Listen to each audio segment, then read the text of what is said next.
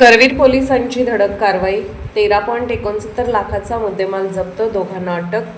Karveer police ठाण्याच्या गुन्हे शोध पथकाने अवैधरित्या देशी विदेशी दारूची वाहतूक करणाऱ्या 2 इसमांवर कारवाई करत तब्बल 13,69,575 रुपयांचा मुद्देमाल जप्त केला आहे।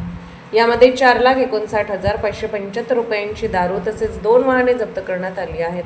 कोल्हापूर जिल्हा पोलीस अधीक्षक निलोत्पल यांच्या अवैध व्यवसायाविरोधातील मोहिमेअंतर्गत ही कारवाई करण्यात आली। गुन्हे शोध पथकाला मिळालेल्या गुप्त माहितीनुसार कळंबा परिसरात सापळा रचण्यात आला। यावेळी MH10 BR 9797 क्रमांकाच्या निस्सान टेरॅनो कारमधून विदेशी दारूची वाहतूक करणाऱ्या शहाजी सातप्पा बर्गे वय 48 राहणारा अर्जुनवाड तालुका राधानगरी याला ताब्यात घेण्यात आले।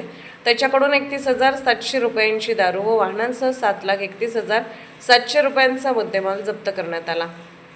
दुसऱ्या कारवाईत नवीन वाशीनाका परिसरात MH11 CH 4150 क्रमांकाच्या टाटा जीप एक्सेल टेम्पोमधून देशी विदेशी दारूची वाहतूक करणारा मुबीन अजित शेख वय 26 याला पकडण्यात आले। त्याच्याकडून 4,27,875 रुपयांची दारू आणि टेम्पोसह 6,37,875 रुपयांचा मुद्देमाल जप्त करण्यात आला।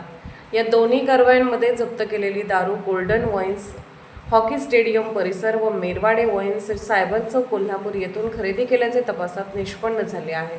त्यामुळे संबंधित वाईन शॉप मालकांनाही गुन्ह्यात आरोपी करण्यात आले असून त्याचे परवाने रद्द करण्याची प्रक्रिया सुरू करण्यात आली आहे। सदर कारवाई पोलीस निरीक्षक रवींद्र कळमकर यांच्या नेतृत्वाखाली गुन्हे शोध पथकाने वरिष्ठांच्या मार्गदर्शनाखाली यशस्वीरित्या पार पाडली। पुढील तपास सुरू आहे। SK news Suresh Kamble, Kolhapur.